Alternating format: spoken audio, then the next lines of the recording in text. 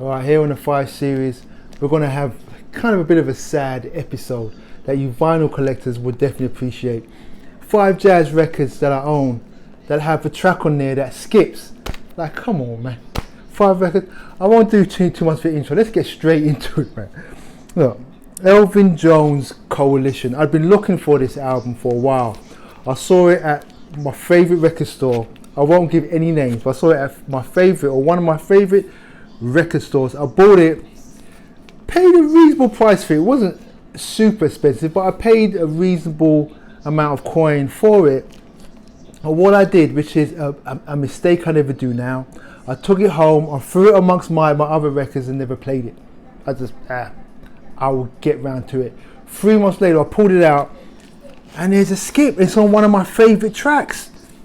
It might be my favourite track on the album, Simone. Side 2, last track, Simone, on this great Elvin Jones Coalition record, skips. There's other bangers on this album, but I just can't get past that skip. I need to find another copy. I mean, come on, it's tormenting me. This is an odd one. I bought this off of eBay, brand spanking new. And at the very end, at the last whisper of the last track, side 2, the last track, there's a skip. And I'm a Virgo, a little bit like OCD a little bit, and it bugged me. And I contacted the seller and he apologized. He said, you know what, send it back, I'll give you a refund, but it's just too much of a to-do, and I just kept it. It doesn't super bother me, but it kind of bothers me. You know what I mean? So anyway, final heads know. This Illumination, there's a vinyl dealer that I work with.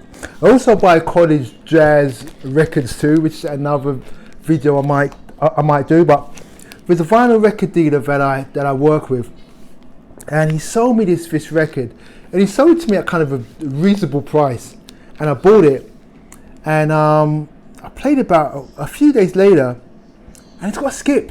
I couldn't tell you which track is on here. I feel like I never made a note of which track skips, because I'm thinking I might be able to fix it, but I know I'll never fix it. There's a skip on this track, and to be honest, I didn't really. I brought it up to him, but he kind of mentioned like, look, I gave it to you for a deal, and da da da. And it was like, he kind of had a point, but it bugs me. Illumination, it's got a skip in it. It's got a skip. Pharoah Sanders.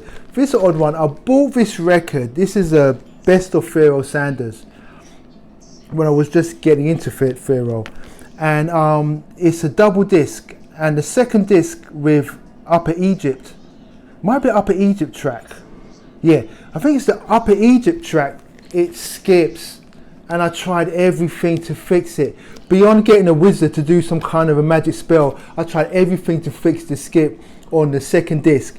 And then about a month later, I was in a record store in Brooklyn, Superior Elevation to be exact, and they had the same album with a disc missing, but the disc that they had was the disc that I needed, and I copped it.